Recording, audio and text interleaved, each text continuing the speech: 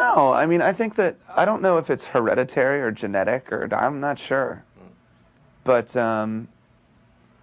but I think that it's important for children to be exposed to music at an early age, just so that later on they can appreciate it, or not just hear it, but listen to it. You know, because a lot of people just hear music, which is strange and a totally foreign notion to me. I can't imagine not understanding what's happening in a song, or not being curious, or not really listening to music. Most people just hear it. It's just there. It's in the elevator, you know.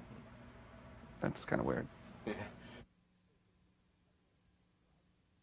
I think, well, I used to do this thing at home where, this is when I was like 11 or 12, where I'd actually write and track songs with my mom's home stereo and my little boom box. And so what I'd do is I'd put a tape in the boom box and record the guitar track of the song, just the guitar.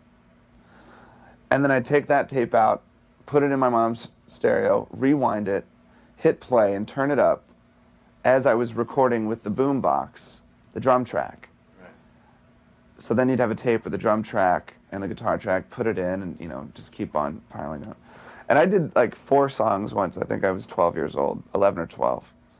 And just songs about my dog and songs about my school and just ridiculous stuff. But that was just as I was getting into punk rock too, so it was kind of like, it probably sounded more like, I don't know, DOA or Naked Ray Gun or something like that than the Beatles or anything. Well, actually, I sort of went in reverse. So I started listening to, I think the first music that I really started listening to was, well, the first album that I got was this K-Tel, like, hits of the 70s record. And we didn't have a record player in our house. My mom was a school teacher, so she'd bring home the Fairfax County, you know, standard school issue piece of shit record players, you know. And we went out and bought this record one day, and I remember the one song that I just worshipped for years was Frankenstein by the Edgar Winter Group. I just thought that was, oh, dude, it's amazing.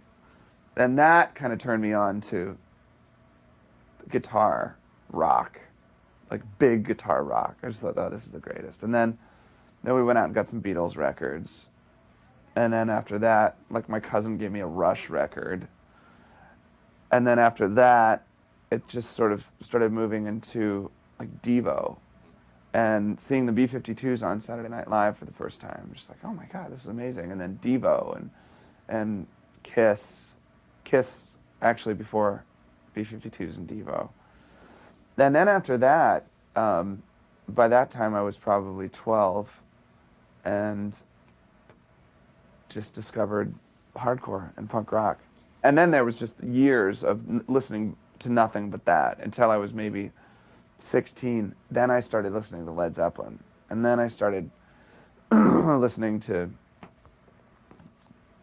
really just Led Zeppelin. That's about it for years. It's so strange. I feel so bad. I've exploited her so much. Poor Tracy. But it's true. Well, no, my family used to go to Evanston, Illinois every summer.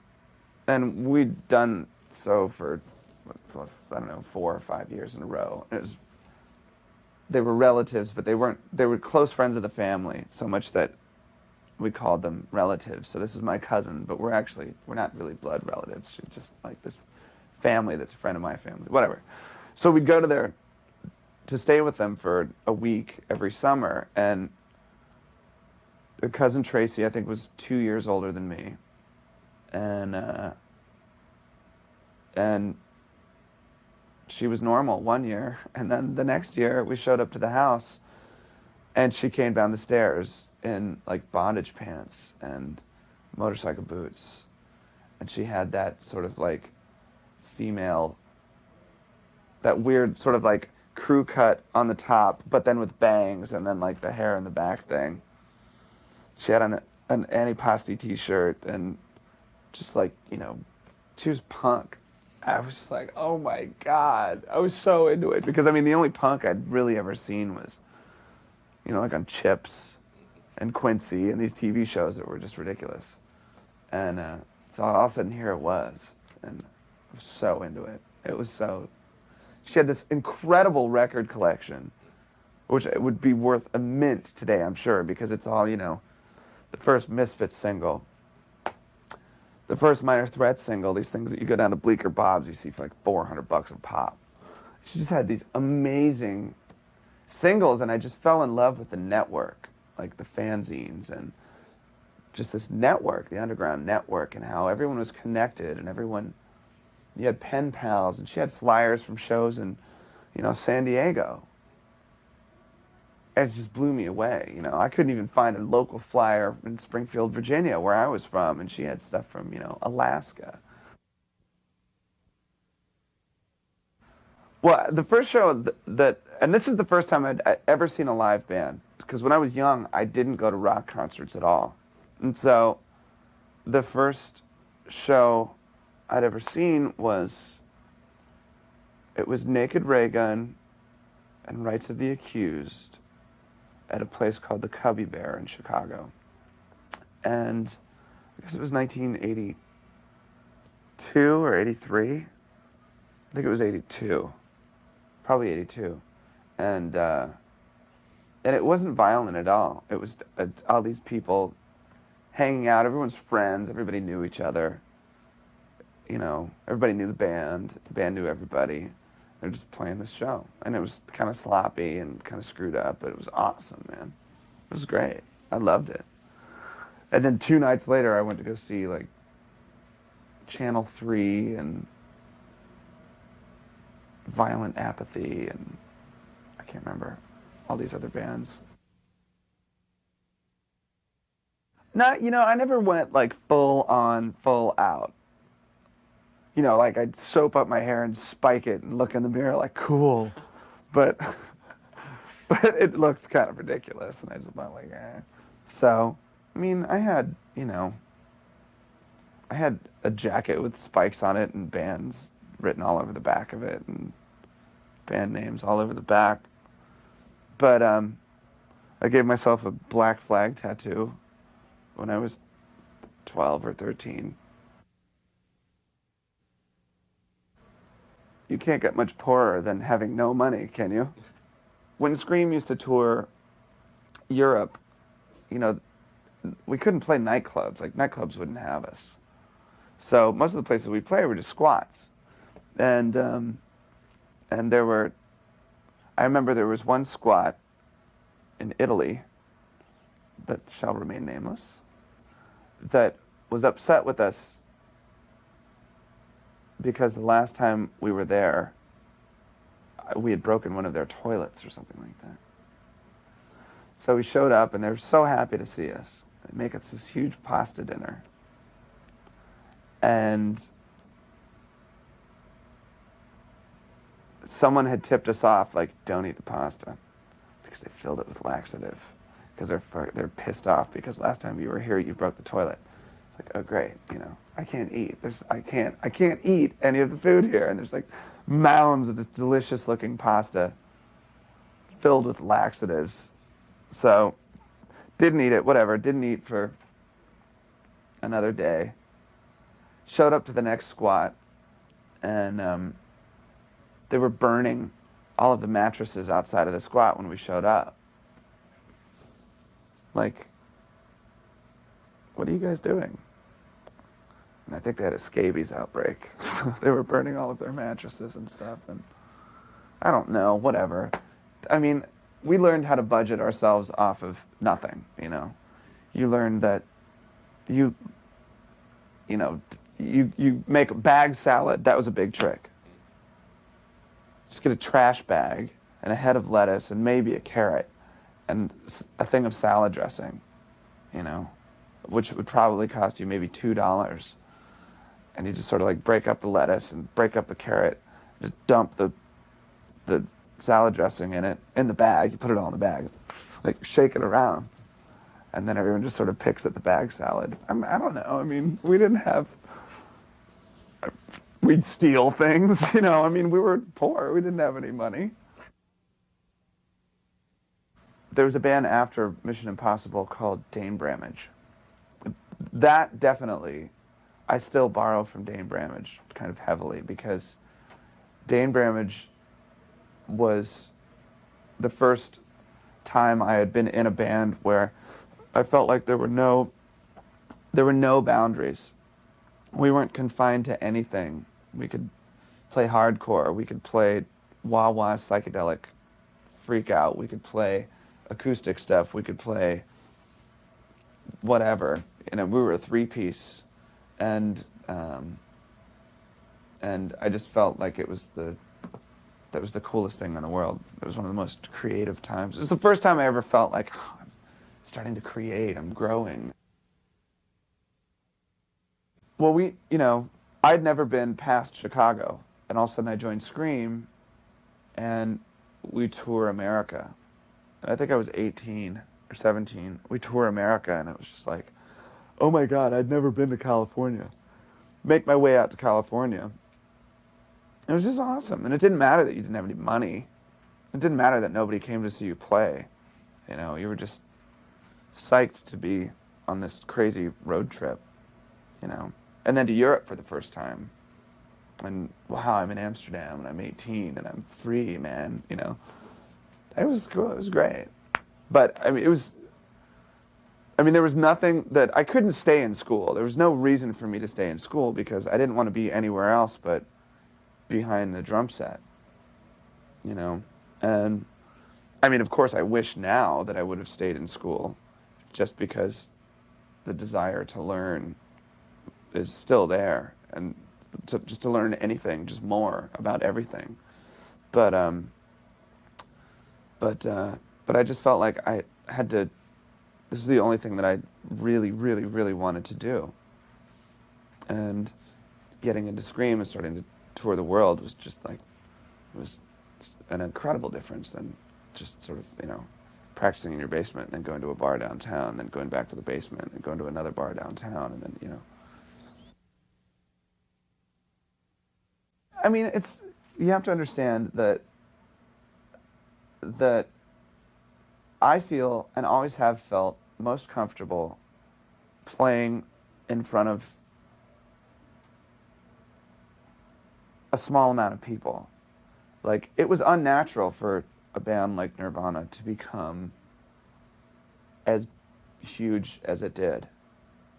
You know, like, I can't imagine going to a place that holds 20,000 people and listening to a song like Territorial Pissings. Like, it's not arena rock, you know. It's the kind of thing that you want to experience, you know, 7 feet away from the singer. So when he jumps off stage, his guitar hits you in the head, and that to me seems like the ideal situation, or at least the proper situation for that kind of thing. I always felt like in these big places that hold 20,000 people, that how's the person up in the nosebleed seats gonna relate to or make any connection, you know, or is that music gonna translate like that? And I just always wondered, you know, because I knew that if that person and maybe 75 other people were crammed in someone's bedroom at a keg party and we were playing that song, it'd be amazing. Well, probably the best band I've ever seen live would be probably the Bad Brains. I mean, they were absolutely amazing. And I saw them in front of like a sellout crowd at the 930 Club in D.C., which was maybe like 300 people. And that was a big show, you know. How they'd be in front of like 1,200 people, how I'd feel then, I don't know. Like when I go to see bands that I really love, my natural instinct is just to like run to the front of the stage. Like I don't want to stand 75 feet away because then you won't be able to feel the kick drum hitting you in the chest or whatever. Like you want to be as close as you can be to the band, and So, but I haven't really seen. I mean, I've seen arena rock shows that I think are entertaining. I went to see Kiss. You know, that was like going to see Cirque du Soleil or something. You know, and I saw Aerosmith and AC/DC and you know like these big arena rock bands and stuff. But man, I'll take the Bad Brains in a 200 capacity club any day. I mean, there's nothing you can do. Like, what are you gonna do? Stop playing music because too many people like it? No, that doesn't make sense. I mean, if there's 20,000 people that want to see you play, then you go out and play for 20,000 people, you know. But then that same evening or the next night, you better go down to, you know, the Palace and play a show just to keep it from feeling too insane, just to keep from feeling too detached or whatever, you know. Because also it just sounds better. Like the sound is better in smaller places. Well, I mean, yeah, I don't think that you have to like, you don't have to listen to other kinds of music to write your own. Like you don't have to have influences, and you don't have to have something like that inspires you to write a pop song. Like sometimes you just feel, you know, like you want to write a pop song. And I mean, from loving the Beatles when I was a kid, and loving the B-52s or Devo, which are pop bands in their own weird ways, like, I mean, that kind of sticks with you. And so, and I mean, there's always a radio on in a car, you know. There's always some song that you hate, but you listen to while you drive to work. So there's always that, but they're really like, I think my influences are very numbered. Like it doesn't stretch as far as things like, I don't know, Elvis Costello or Bob Dylan or Patti Smith or I mean all of these artists who I'm sure are like incredible and influential, you know, icons, but I was so just, I had my blinders on in the hardcore thing, and I thought like, wow, man, the singer of this band Crucifix has an amazing voice, and God, the drummer of Circle Jerks is totally amazing, and you know, Bill Stevenson, the drummer of Descendants, like that's pop music, you know, just nobody's really heard it before, and it's just like that pop music's brilliant. Well, no, it's not work, but I think before we get on stage, I have my my way of dealing with nerves or my nervous reaction is to yawn. And so right before we go on, I just sort of sit there going like, and it looks like I'm really bored and I'm really tired, but I'm actually incredibly nervous. And I just kind of sit there being nervous and then walk on stage completely horrified and try to jump around and shake it off. Well, it kind of, you first you're spent for about 10 minutes. And then it starts to kick in and you start getting really excited and you feel good about the show or you feel awful about the show or whatever. And then you feel great. And then you go back to the quiet hotel room and your ears are ringing. You turn on the TV because the ringing in your ears is driving you nuts. And then you just pass out. That's what happens, basically. It's not really that exciting. Uh, I kind of live in Seattle, but don't spend any time there. So Nate and I live there. Taylor and Pat live in Los Angeles. So, but now that I'm sort of staying down here, Nate has to come down, and there was always this big, you know, push and pull on where we're going to rehearse in L.A. or Seattle. And Seattle used to win. Now it's turning to Los Angeles. Well, because I don't know, because we're all down here. Because the majority of us are down here now. So I don't know. It doesn't make any sense. Well, I think that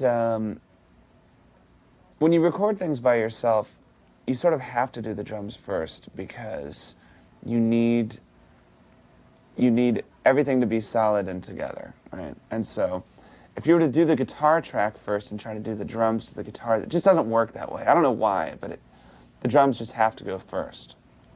So basically what you do is you sort of come up with a song, and if it's a pop song, it's just your basic verse, chorus, chorus, finale, whatever. And you hit record, you sit down to the drums, you count your way into the song, and you just sort of sing along as you're doing it, and hum along in your head. And then when you're finished with that, you go back over it with guitars and bass and vocals, and it's really pretty simple. It's actually a lot easier and a lot quicker than recording with a group of people because there's such a thing as internal rhythm where each person can work in time with themselves. And the test or the challenge when getting into a band is to sort of connect with another person's internal rhythm, and that's when a band becomes like a really solid unit, is when everyone's on the same wavelength, But so it's really easy to do things by yourself. So I just started doing that stuff, recording ideas that I had for songs. Probably experience, but at the same time, like, I've never been much of a storyteller, Some people are great at storytelling and folky kind of storytelling songs, but or country songs. But I've always been more about just sort of confusing imagery and contradiction and just like a play on words every now and then, and love songs and songs that have to do with relationships and songs about, I don't know, things that disturb you or things that you wouldn't necessarily say to someone's face. You put it in a song, and that's probably where most of it comes from. Well, sometimes the thing that sort of gets to me is when people dig so deep that they're trying to pull meaning out of something that just really is nonsense. Because there is a lot of nonsense in it too. I mean, sometimes it should read as a riddle, and ultimately there may be an answer or a solution, but there are things thrown in there to sort of confuse you, and I guess give you a detour in the event that you're getting too close to the true meaning of the song, So, but yeah, I mean, yeah, it gets to be. To me, it's kind of amusing, and it can get tiresome at times, and especially when the speculation is just so far off the mark, and it leads people to believe that was my intention in the first place. That's when it gets to be a little too much. He had the 8-track, man. He really important. I mean, it was the first place that I'd ever gone in, and it all started when Barrett was working on songs of his own, and I'd recorded with him before with Freak Baby and Mission Impossible and Dane Bramage, and he's from the neighborhood, and so. So we'd always record with Barrett because he was the only person that we knew that had any recording equipment, and he was, cheap. And so he was working on some music of his own and would ask me to come and play drums on it. And I'd play guitar on it, and sometimes bass. And he was just sort of doing his own thing, coming up with song after song after song. And then I decided one day that I'd ask him if he had any... I asked if he had any spare tape.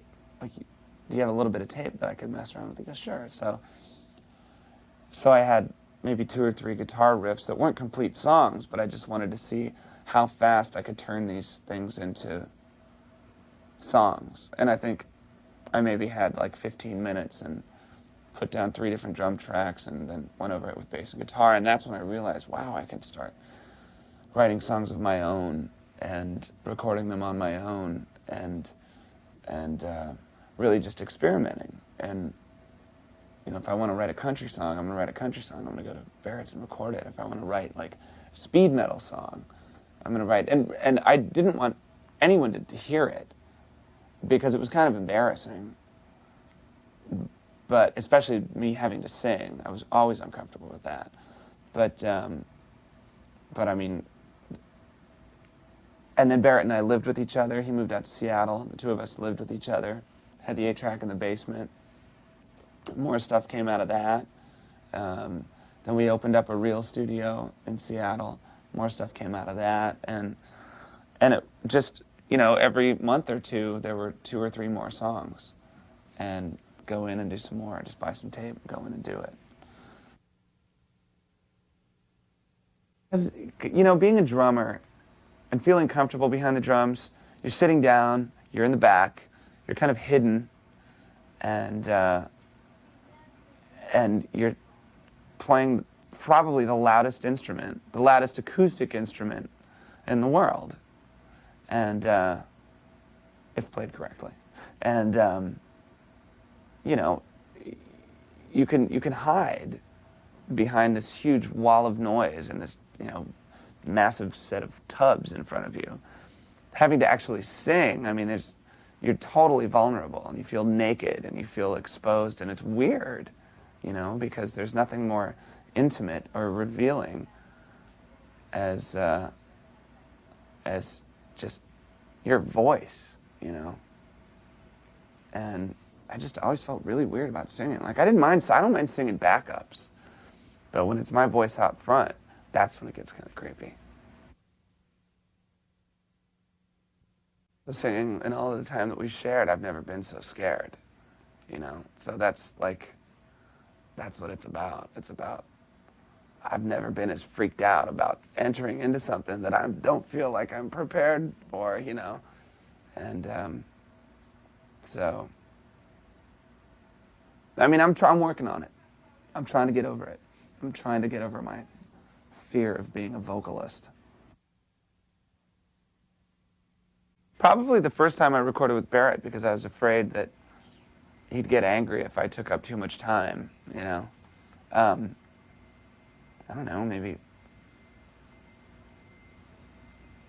15 minutes, I suppose. If a song's 3 minutes long, then the drum track takes 3 minutes. You have 30 seconds to run to the guitar, so it's 3 minutes, 30 seconds. And another 3 minutes, 6.5 minutes there. Take you another 30 seconds, that's 7 minutes, and then 10 minutes, and you got a bass on it. And then you go in and do the vocals. That'll take like maybe a couple minutes. As long as you're set up and you're ready to go, then that'll, then 3 minutes, and like 15 minutes, probably. Yeah, no one's ever going to hear them either, and they're never going to come out on bootlegs, I swear. You know what? They're sitting over at Barrett's studio on the shelf, and I'm about to go over there and get them, make sure that nobody ever hears them. Some of them are pretty hilarious and embarrassing. Man, there's this one song Barrett and I did together, so funny. And I mean, this is when, like, we used to just sit around and smoke pot and come up with the most ridiculous ideas. And there's this one song, I can't remember what it was called, but we had a James Brown voice, a Perry Farrell voice, that dude from The Cult, his voice, an Ian MacKaye voice, and a Neil Young voice, all in this one song, and each person would sing like a different part of the song, and it's the most ridiculous thing in the world, but it was so, you had to be there, it was really funny at the time. So that's the kind of stuff we would do. So there's like a catalog of ridiculous things like that. Or Barrett and I would sit down and say, like, all right, we're going to set a timer. You've got 15 minutes to write a song. Okay, go. And he'd go into the other room, and I'd sit there, and I'd try to write this song, We'd come back in 15 minutes and then record them and see whose song was, cooler, that kind of thing. It's kind of twisted, but that's sort of what we do. I think that being a drummer in a band and being the drummer in a band and only the drummer in a band, I think that it's important that you have another way to express yourself, and there's like another avenue where you can test your creativity, and you can feel prolific, and you can feel like you're creating, and you can feel like you're growing, you know, because, you know, with Scream, we'd all write songs and help out and arrange things together. With Nirvana, we jam on stuff and arrange things together, but for the most part, you know, Kurt was the songwriter of the band, and we were all pleased with that situation. I was pleased to be in a band, just honored to be in a band with someone that was such an amazing songwriter, so much that I didn't dare bring any of my songs into the band for fear that it would just totally pollute the process and change it, you know, because it was good. And so I just had, you know, I mean, I was content with, on the weekends, doing nothing, you know, waking up, having breakfast and coffee, and then saying, hey, Barrett, let's go downstairs. I think I have an idea for a song, and doing it. And then doing it and listening to it and thinking, okay, it's like another notch on the belt, you know. It doesn't sound like the last thing I did. And I just, you know, it's just important to keep on growing and experimenting and testing yourself as a lyricist or a singer or, you know, testing the pop format or as a guitar player. Just like, you know, it's like an exercise, it's like a workout or something. But at the same time, it's healthy because it's expression and it's, and it makes you feel like you're accomplishing something, you know. Yeah, I mean, I played them tapes of stuff, and there were a few songs that Kurt liked a lot and wanted to turn into Nirvana songs. But for some reason, they just never did. The song Alone in Easy Target, that song, Kurt really liked that song a lot. And he liked the chorus a lot, and I think he wanted to make the chorus into something. And then there's a song called Exhausted that apparently, he actually never said to me, but he liked the song a lot.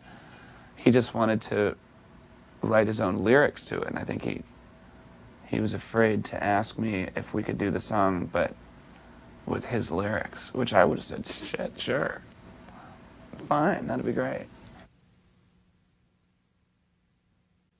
Yeah, because, I mean, he was a lyricist, and he definitely had a lot to offer with words, you know. His lyrics were really interesting, and he'd stay up at night for hours with a notebook, just writing and writing and writing and writing and writing. And not necessarily lyrics, just writing. And I think a lot of his lyrics came from those journals where he'd just sort of pick lines out of these, you know, play on words here and there. And and he enjoyed writing a lot. I don't enjoy writing lyrics. My mother was an English teacher. My father was a journalist, writer, speechwriter, PR man, Washington, D.C. guy. And so writing is kind of intimidating for me, you know. I grew up with these two amazing writers and public speakers, and so it's just like, oh, that's what my parents do, you know. So I mean, you know, it's like when you write lyrics and you expect them to come back with like a grade on the top of the page, you know, C-, that kind of thing, you know. Well, it's definitely therapeutic. I mean, it was definitely, being able to go and write was definitely soothing in some way. It made me understand. It made me feel better. It made me sort of exercise these feelings or emotions, you know, that I had. whether or not I'd want anyone else to hear them or read what I'd written, that's another thing. But so I think it's really just sort of like, it's sort of like opening up your diary and showing it to someone. Do you really want to do that? Well, no. But in some cases, when you're writing, like when I was writing the lyrics for this album, there was a lot of stuff going on that had I had a diary or a journal, I could have filled them up with all of the things that was happening. That were, you know, but I guess the reason why a lot of the lyrics on this album are revealing and emotional and real.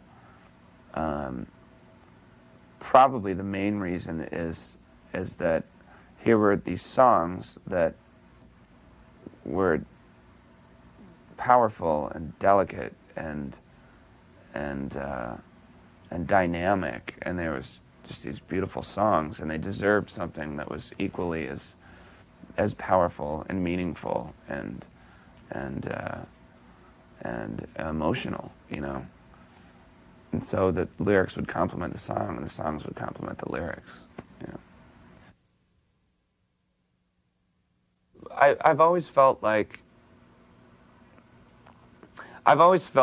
that it's almost unhealthy for someone to look back on something else for inspiration. Like, inspiration should be divine, you know. Inspiration just should come from within, and you know, I never took drum lessons. I never really took guitar lessons, and I like the way that I play drums, and I like the way that I play the guitar, and I like the way that I try to sing sometimes. So I think that when going back and looking to famous former, you know, classic writers for inspiration, maybe. For style, I don't know, you know. And I think that once you start looking back at stuff for inspiration, you could get stuck in like a real conventional kind of thing. I don't know, I just think it's more interesting to sort of learn things on your own. I think that I'm afraid of a lot of things, and I'm afraid of well, how should I say this? I think that I have certain phobias. Like, I'm scared of heights, but I'll go hang gliding, you know. And I am afraid to sing, but I'll go out in front of a bunch of people and do it. Hopefully, it'll help me overcome my fear of, I think it's probably just to sort of try to overcome these obstacles or fears, you know. But, yeah, every once in a while I'll do something that I'm a little freaked out about doing.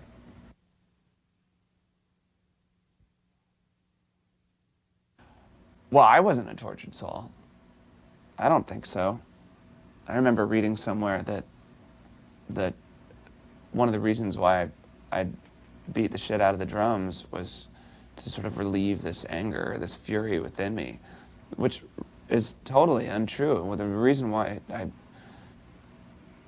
played the drums the way I did was because I was having a blast, you know.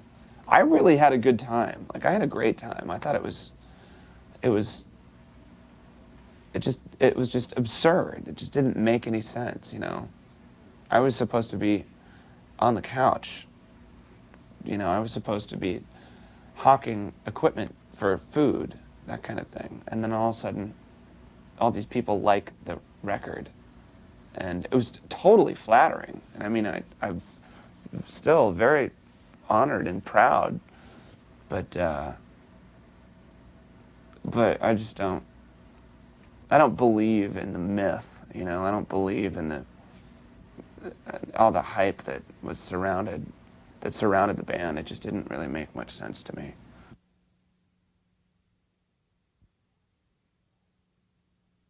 Well, I don't want to be seen as, I mean, if you have a group of people and it's a collective effort, everyone's there to do one thing.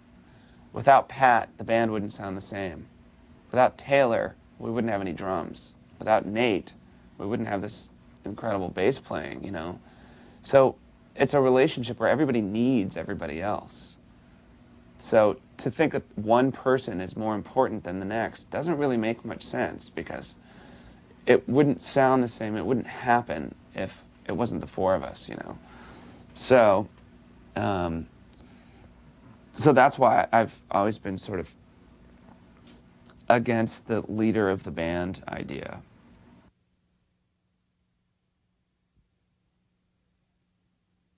Well, Pat is an amazing personality. I mean, he's when he showed up to the first Nirvana rehearsal, I was blown away, because here was this person that played in one of the greatest punk rock bands of all time, and sort of started his own revolution. I expected him to show up and be this jaded, sort of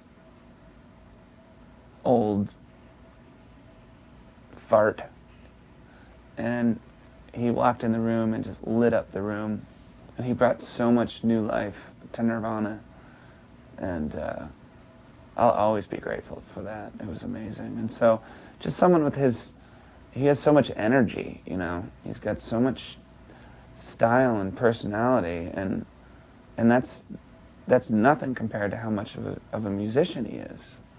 You know, he's an incredible guitar player with crazy ideas. And when it comes to arranging songs, there's no one that I'd rather arrange songs with than Pat. And he's always there. If I have a new idea, a new song or a new riff, then I'll bring it to Pat and say, what do you think? And if he goes, it's pretty good. Or if he goes, oh, I love it. If he loves it, then it stays. If he thinks it's pretty good, then it probably won't go anywhere. I always feel uncomfortable when I show someone a new idea. Most people. With Pat, no, I don't, because I trust him and I respect him. So, so he's always been so helpful when it comes to that. I don't think anyone in this band, well, maybe Pat, not me. I mean, I know that I'm not capable of being this guitar virtuoso, Yngwie Malmsteen prodigy boy. I just, I don't think that songs need lead guitar, you know. One of my favorite lead guitarists is George Harrison, and he was sort of a minimalist, you know.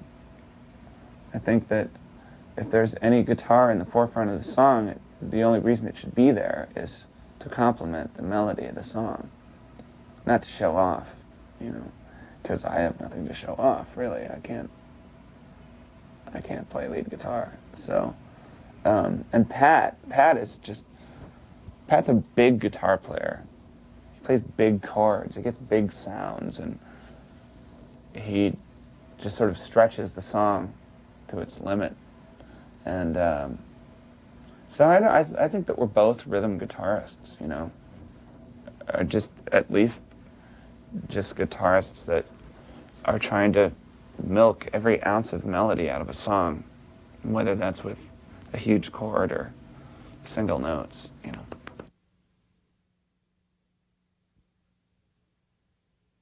Nate is a genius in that most bass players sort of just stick to what's happening with the guitar. And I'll come up with a song that I think is, you know, I'll come up with a guitar riff, and then I'll spend all this time trying to figure out a cool vocal melody. And something that's sort of different, unpredictable, but at the same time sweet and pleasurable. And I'll come into rehearsal with this idea that I'm so proud of and that I spent some time on. And then Nate will find a way to bring in a whole separate melody at the same time with a groove, and that's really, really difficult.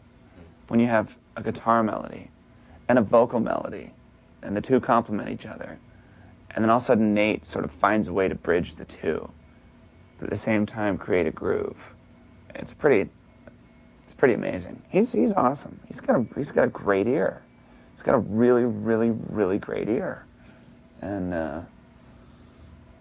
it's hard to find. Most people just think of the bass as this thing that follows the kick drum or something.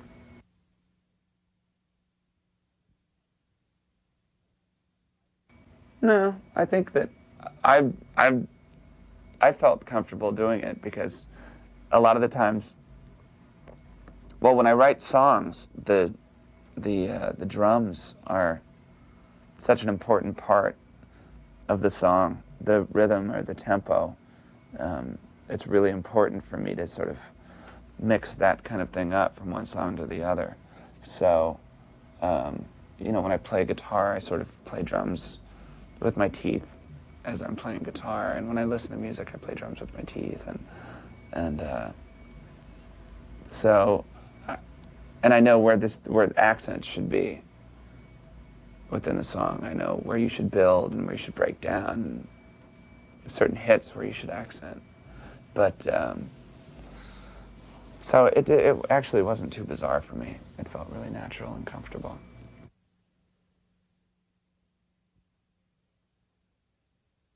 I don't think so. I think that Taylor is an amazing drummer. He's the best drummer that I've ever played with in my life. He's the best drummer that I've seen in a long, long, long time. And he's capable of doing anything. He can be a jazz drummer. He can be the funk drummer. He can be the rock drummer. He can be Stuart Copeland. He can be whatever he wants to be because he's so incredibly talented. I don't think he's intimidated or freaked out by me at all because he's so incredibly superior to me. He's an incredible drummer. So I don't think he feels uncomfortable at all. I don't think so.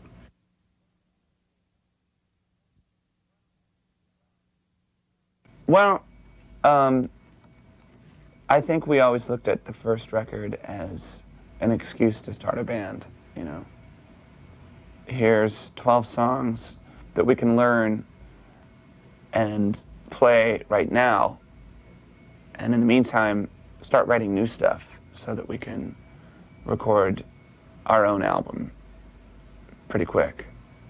And so the first rehearsal that we had all together, we started writing new songs. We were rehearsing the older songs and writing new ones. So I feel like the next time we go out to play, it will feel a lot different because I know that Pat and Nate now feel more connected to these new songs and really feel like they're their own, when we'd go out and play songs from the first record, Pat would do whatever he wanted to do. We didn't play the songs exactly as they were on the record. And Nate did whatever he wanted to do. So in that way, they sort of turned them into their own. But now I think that, these songs are definitely a product of a year and a half of being together and creating as a unit,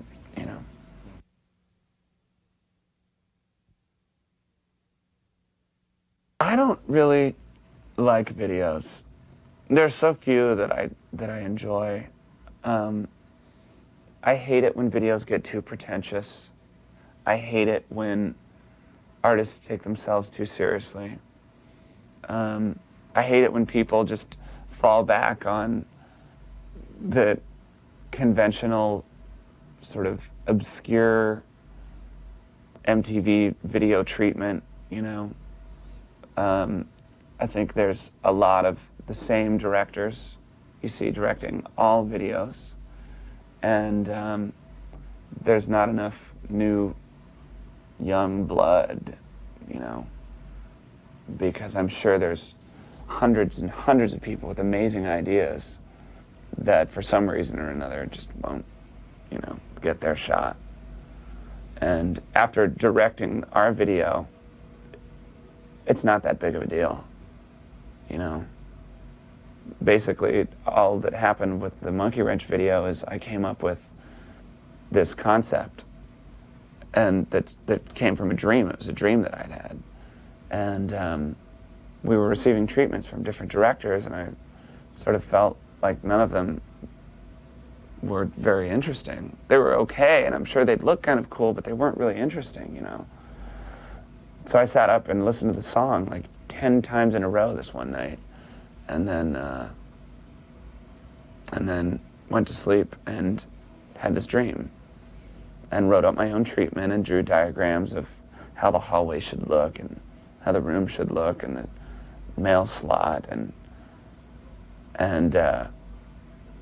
you know, showed pictures to explain the red of the room and the contrast and how the skin should be washed out white and stuff like that. And then we got a great director of photography, this guy Max. And you know, I'd explain what was to happen, and Max would set up the shots. And so it was all pretty simple. And sometimes when I see videos that are just a band playing in a room, it may be shot well, it may seem glossy and professional, but the amount of energy or creativity put into it doesn't really seem like, I don't know. I mean, videos are really strange. Every once in a while you see one that you think is amazing. Like the human behavior video. Bjork's human behavior video. Awesome. This guy, Michel Gondry, he's the one that directed that. He's amazing. The new Chiba Mata video. Have you seen that? Neither have I, but apparently it's amazing. It's this guy, Michel Gondry. And one of the reasons why his videos are so amazing is because he comes up with interesting ideas. They could be done with a 16mm camera or a handheld video, and they'd still be more interesting than the person with the 35mm glossy portrait video, you know.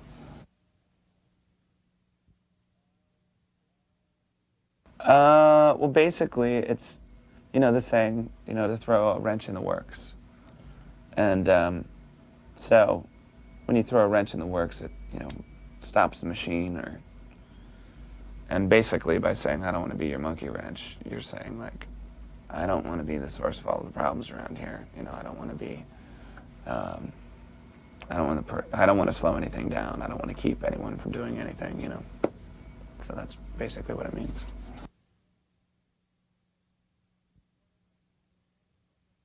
Well, there were a couple songs that we were thinking of releasing as the first single, and we could have taken two routes. We could have gone with Monkey Wrench, which is probably the one song on the album that sounds like people expect the Foo Fighters to sound. And that was one of the reasons why we didn't want to use it as a first single. So we were kind of up in the air. We weren't sure what we were going to do. And then we just thought, you know, well, we'll just throw it out there and see what happens, because it's the kind of song I want people to be familiar with, because it's the kind of song that I enjoy playing live. And so that's kind of why we picked it, I think, just because it's upbeat and, you know, sort of, it's a pop song, but it's fast and furious and a little bit of screaming in it, you know.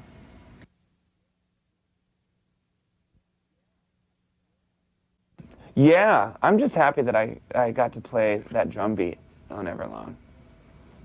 I'd never played that drum beat before. I'd always stayed away from it because I thought of it as as that ridiculous new wave drum beat that everyone abused in the '80s, you know.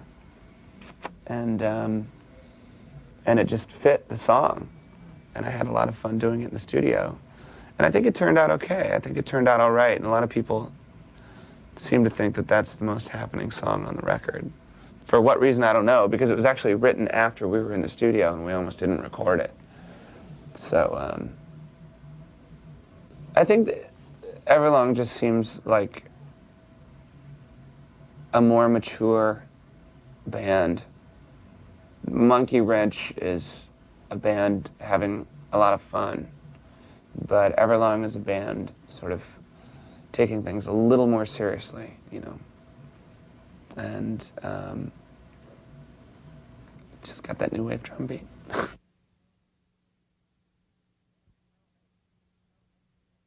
No, I think that when you sequence a record, when you're putting an album together, the sequence of the album is so important because you don't want someone to put on your record and just listen to the first 3 songs. You want them to put it on and listen to it from front to back. And in order to do that, you have to sort of give them this direction, or this route. And you enter into the album, and then it brings you up. And then it brings you up a little more, and then it lets you down a little bit. And it gives you a break. And then it brings you up some more. And, you know, I mean, you just go up and down, and there's different tempos and different textures and different melodies, and songs are in different keys until finally you make your way to the end. And you have the fade out, you know. So yeah, I mean, it's almost like writing a set list when you play live. You don't just want to like throw a bunch of songs together and play it, you know. You have to pace yourself, and the audience has to be,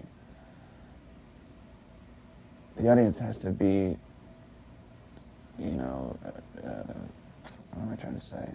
I don't know, you just have to keep the interest, you know. You have to bring the people up and then give them a break. Bring them up a little more, give them another break. Bring them up a little bit more, give them another break, and then give them the big finale, you know. That's just the way it should work, I think.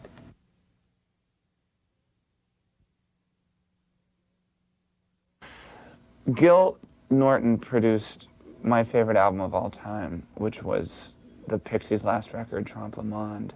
And I've been a huge fan of the records that he'd made. He's a stickler for perfection.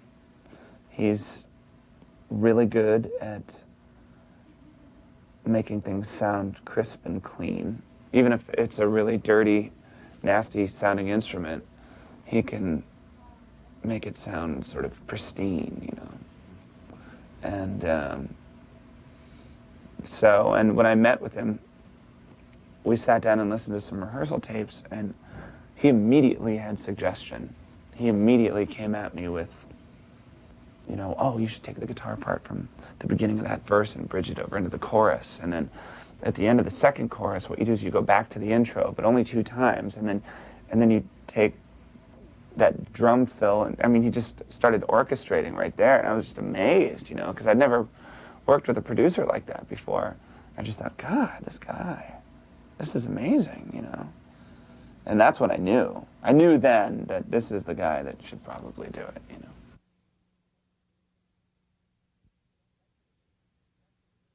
It's actually a really ridiculous tour anecdote that, just a stupid tour joke. It means nothing at all. But we just got back from Japan where we did some interviews down there, and people seemed to take the title seriously. They thought that we had meant for it to be an example of the personality of the band. So this album is more colorful, and it has more personality, and now this is the color and the shape of the Foo Fighters. And So I said, yeah, okay, sure, that'll work. I'll go with that. That's okay.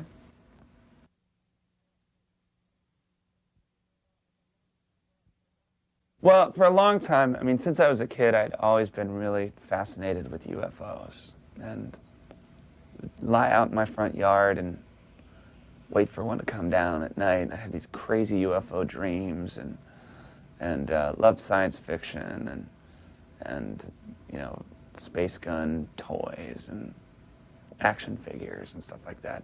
So I've always really been into science fiction and the whole UFO thing and you know, now there's, well, I was reading this book called Above Top Secret at the time, and it was just another UFO sort of sightings account kind of book, and I was reading about Foo Fighters, which were these glowing balls that were chased around by, I think it was the Royal Air Force during World War II. And just another slang term for UFOs. And at the time I was doing this tape, I thought, you know, I wanted to release the first record without anyone's name on it, call it Foo Fighters so people would think it was actually a band. And have it be totally anonymous. And I've always loved bands that had names like the Ramones or the Pixies or, you know, the Bangles. I don't know, just it seemed like a group of people. And I thought Foo Fighters was pretty hilarious. So, and Roswell, I mean, everybody knows what Roswell is. So it just sort of like went along. But then it seemed like everybody, you know, I started getting so many UFO questions, people really thought that I was, you know, of the Heaven's Gate cult or something, you know.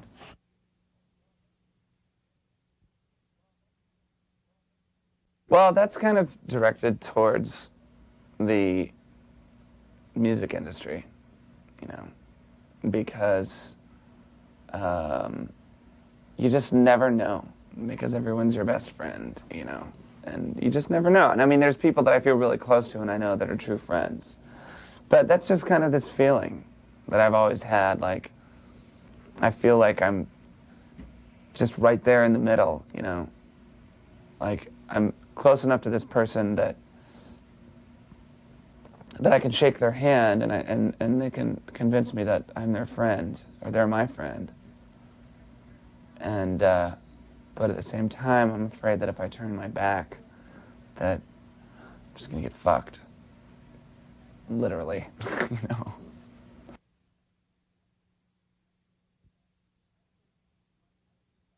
Actually, my hero is about having just ordinary heroes, you know. When I was young, I didn't have big sports heroes, you know. There were bands that I liked and there were musicians that I admired, but I didn't have like rock heroes.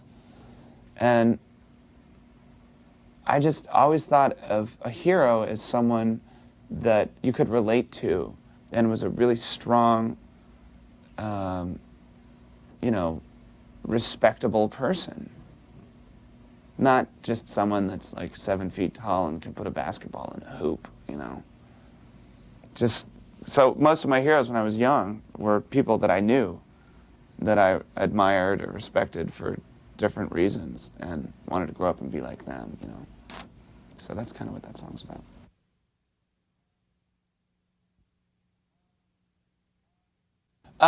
Enough Space is a song that's actually written about a movie called Arizona Dreaming. And it's, the movie is this wonderful sort of twisted love story. And it's Faye Dunaway and Jerry Lewis and Johnny Depp and Lily Taylor. And this woman, this boy falls in love with this woman, and this woman just wants to fly, and so he tries to build her flying machines, and then whatever, there's this bizarre little love triangle thing happening. But that's just kind of your typical screaming rock song, I think. There's not really much much to it, but just sort of a little bit of melody and then some screaming.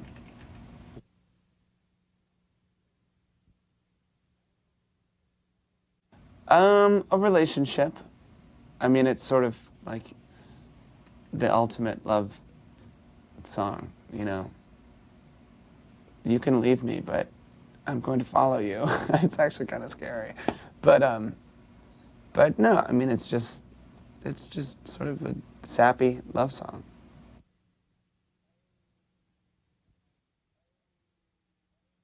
Oh, right now I would like to see myself back in bed with a sandwich and 6 hours of having nothing to do.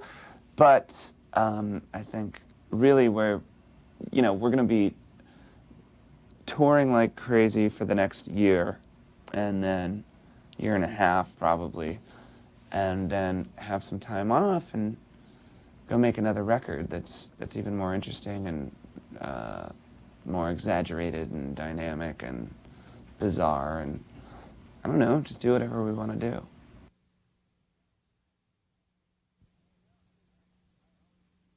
Well, I hope so.